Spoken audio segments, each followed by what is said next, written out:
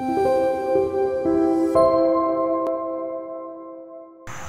저는 메릴랜드 언약장로교회를 섬기고 있는 김동호 목사라고 합니다. 저희 교회는 2020년 1월에 시작했고요. 개척해서 지금까지 1세하고 2세하고 같이 예배드리는 것을 추구하는 그런 교회입니다. 감사하게도 팬데믹이지만 지금까지 다들 신실하게 예배드리고 계시고 아이들 같이 예배드리고 가르치고 있고 그렇게 너무 감사하게 기쁘게 있습니다.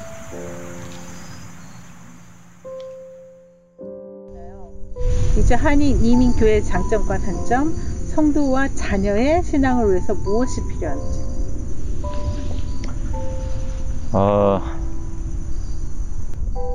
설교 방금 하신 질문이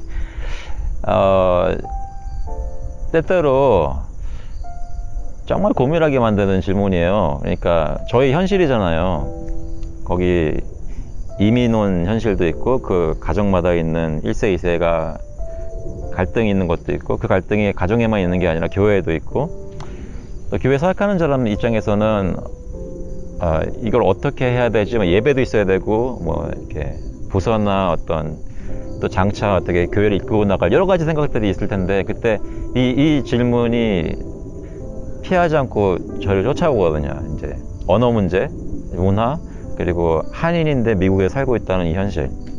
근데 거기서 교회를 해야 되는 거예요. 그래서 그때는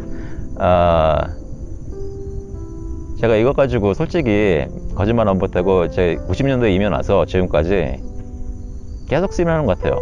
뭐 이렇게 한 달에 몇 번이죠? 아니면 어떨 때는 계속. 근데 여기 이렇게도 생각해보고 이렇게도 한번 바라보고 막 여러 가지 해봤는데요. 지금까지 얻은 답은 답이 없어요. 해결책은 없어요. 그런 건 없어요.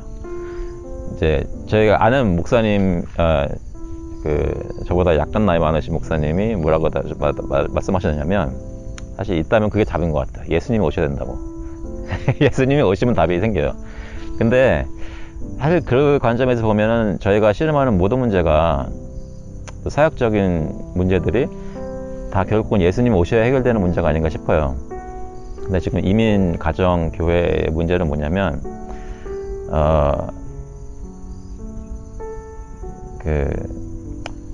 내가 필요하고 내가 편한 게 있는데 그리고 내가 포기할 수 없는 것들이 몇 개 있는데 어떤 다른 큰 목적이나 뜻을 위해서 내가 포기할 거냐라는 거예요.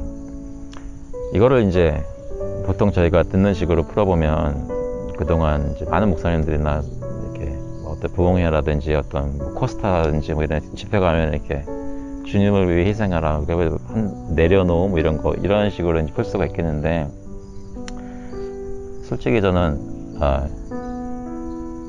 그렇게까지 안 가도 된다고 생각해요. 그러니까 매일매일 그러니까 삶 속에 제 예를 들어볼게요. 저는 이제 90년도에 고등학교 1학년 때 이민 와서 영어를 그전에도 뭐 중학교 전 배웠지만 얼마나 배웠겠어요. 그 당시 막 입시 뭐 그때 뭐 조기 준비한다고 막 과외 선생님도 붙여주고 막 그래서 나름 꽤 했어요. 근데 선생님도 좋았거든요. 그래서 발음 제대로 배우는 거 참 감사한 것 같아요. 대학교 오니까 입도 빵꾸 못 하겠더라고요. 근데 저는 그렇게 씨름하다 보니까 한 대학교 가 있다가 오면서 어떨 때는 한국말 하는 게 편하고요. 어떨 때는 영어를 하는 게 편할 때도 있어요. 근데 둘 다 못할 때가 많죠. 근데 사람들하고 만날 때 그게 좀 드러나는 것 같아요. 어떤 사람을 만나면 내가 영어를 해야 되겠다 느낄 때가 있어요. 근데 내가 영어를 한단 말이죠. 근데 상대방이 내가 영어를 하는 사람이라고 인정을 안 해주는 거예요. 약간 뭔가 떨어지는 거죠. 그때 제 마음속에 자아가 나는 이 사람하고 내가 볼 때는 이 사람은 영어권이고 이세고 하니까 나는 영어로 관계를 맺어가고 싶은데 이 사람은 그걸 허용 안 해주잖아요. 그러면 약간 스트레스를 받아요. 처음에는 계속 고집해서 나의 정체성을 내가 만들어 가려고 그랬어요. 근데 그렇게 하면은 이 사람 관계는 안 맺어지더라고요. 근데 요즘에는 영어를 해봤는데 이 사람이 한국말 하잖아요. 그러면은 이 사람에게 맞춰주는 게 더 관계가 생길 수 있는 기회가 되더라고요. 좀 생각을 해보게 됐으니까 언어가 됐든 문화가 됐든 내가 편하거나 내가 하고 싶은 거를 주장하다 보면 더 좋은 것들은 안 나타나는 것 같아요. 근데 사실 그 이민교회 이거 좀 약간 거창하게 좀 너무 오버 갈 수도 있는 위험이 있지만 좀 생각을 좀 해보면요, 이런 거 있잖아요. 이민 왔어요. 70년대든 80년대 이민 왔어요. 90년대든 이민 왔는데 내 주변 이웃들이 한국 사람들에서 다 미국 사람들 바뀌었어요. 그리고 한인들도 미국 사람 한인들 바뀌었어요. 일을 가면은 뭐 말 안 통하는 사람들이 널렸고. 근데 이제 하나님 말씀은, 명령은 이웃을 사랑하잖아요.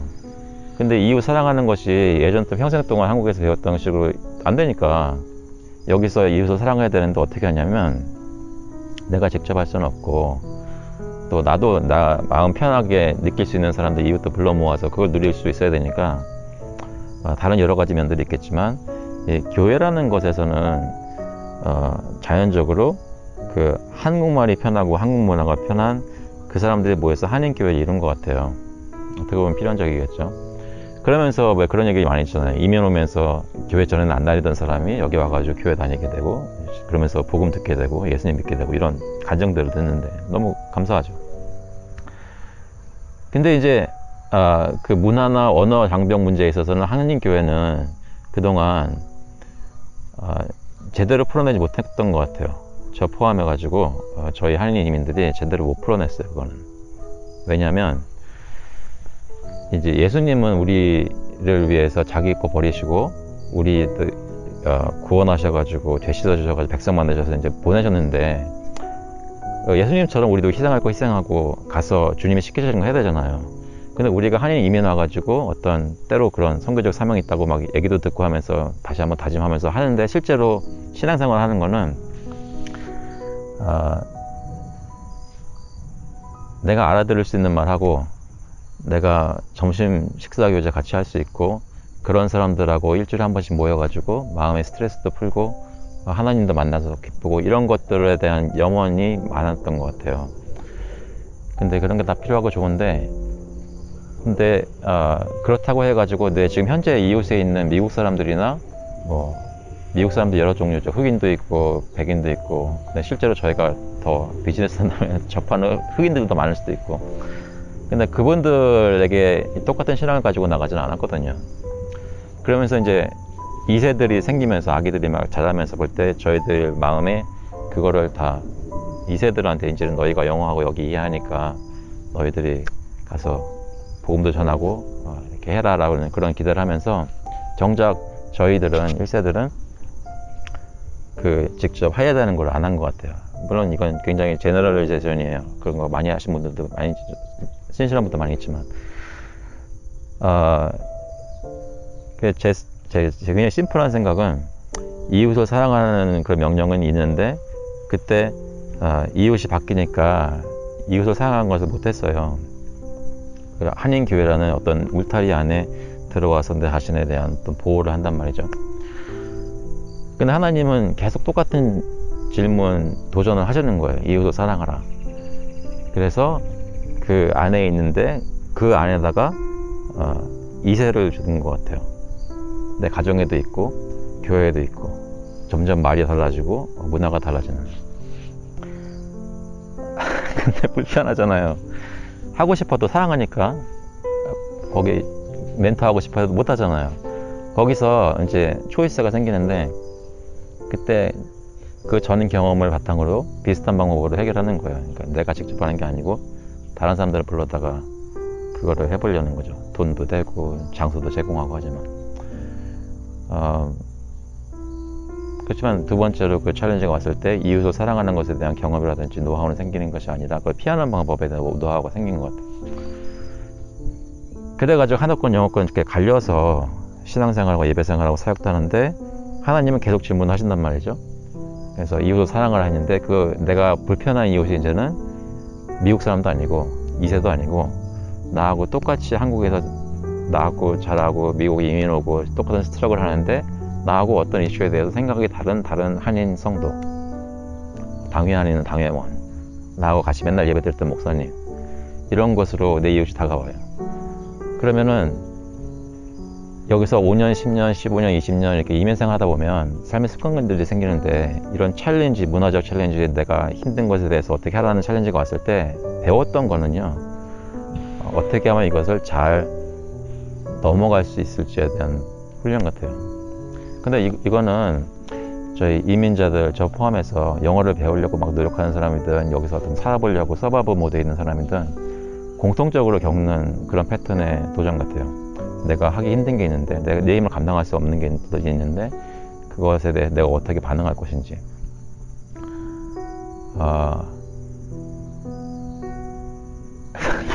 안 되면 되게 하라 했잖아요. 그래가지고 어떻게 해서는 되게 해요. 그럼 되게 하는 걸 들여다보면 진짜 도전은 이렇게 피하는 거예요. 그래가지고 다른 대안으로 내가 순종해야 된다는 거든지, 내가 좀 희생해야 된다든지, 내가 좀 망신당하는 거라든지, 이런 것들을 그 자리들을 피해가요. 저는 굳이 누가 저한테 이민교회 지금 어떻게 해야 될 거냐고 그런 질문을 저한테 물으신다면, 감히 대답을 하자면, 피하지 않고 주님 원하신 대로 우리 자녀들이나 교회에 있는 2세들하고 내가 머리 굽히고 숙여서, 고개 숙여서 좀 다가가는 게 중요하다고 생각해요. 저 사람 편한 말을 쓰든지, 저 사람이 생각하기에 내가 한국말을 써가지고 저 사람 만나게 하는 게 그 사람한테 편한 건지, 내 자존심 내려놓고 다가가서 그렇게 좀 인게이지를 하는 게. 근데 이거는요, 제가 잘은 모르지만 아마도 해외로 선교 나가시는 분들은 다 그런 경험을 하실 것 같아요. 소위 말하는 크로스 컬처럴 미니스트리잖아요. 저는 저희가 이 미국에 있다는 게 모든 사람이 한 사람도 빠짐없이 그런 크로스 컬처럴 미니스트리 컨텍스트에 있다고 생각해요. 근데 그 도전은 굉장히 심플한 거죠. 내가 원하는 대로 말 쓰고 문화적인 소통하고 내가 원하는 식의 예배하고 그런 게 할 것인지, 아니면 주님 의지해서 내가 맞춰줘가며 하지만 그 사람한테 다가갈 건지, 그거만 어떻게 조금 할 수 있으면 실마리가 풀리지 않을까라는 생각합니다. 교회든 가정이든. 네. 또 한 가지는 제 자녀들 생각할 때요, 제가 중고등부 사역을 맨 처음에 전도사 때 시작하면서, 이제 제가 2세는 아니지만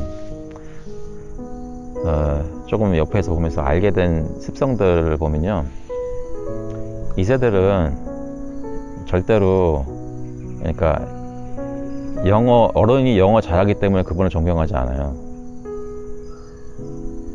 그러니까 그분이 나한테 관심 가져주고, 그러니까 부모님 역할을 해주거나, 목사님이 정말 날 위해서 기도한다고 해주고, 이런 그 역할을 해줄 때 존경하지, 한국말이 아니라 영어를 떠도 잘 한다고 존경하지 않아요. 근데 1세 분들은 좀 오해하시는 것 같아요. 내가, 하나님이 나한테 이 아이를 주셨을 때 나를 부모로 세우시고, 목사로 세우시고, 선생님 세우시고, 교회 장로님을 세우셨는데, 내 역할을 하는 것에서 여러 가지 내 자존심 이런 거 가지고 그런 거 안 하고 자꾸만 이 아이의 마음에 들려고 한다거나 또 다른 거에 맞춰가면은 그래서 저는 이거는 좀 제가 잘못 생각할 수도 있는데요, 대부분의, 그래서 좀 작은 교회에 좀 마음이 있어요. 그러니까 제가 경험했던 2세들 중에 한국말도 꽤 잘하고 또 영어도 잘하지만 한국말보다도 이제 부모님들이나 이제 어른 세대에서 관계가 좋은 아이들은 많은 경우에 이 작은 교회에서 다른 옵션이 없는 환경에서 많이 있더라고요. 큰 교회도 물론 있지만 작은 교회에서는 다른 옵션, 영어권도 사실 없고, 이제 얼굴 계속 봐야 되고 밥 먹을 때 옆에 계시니까 그런 데서 그래가지고 저는 교회가 중요한 것 같아요. 교회에서 자연스럽게 생기는 도전.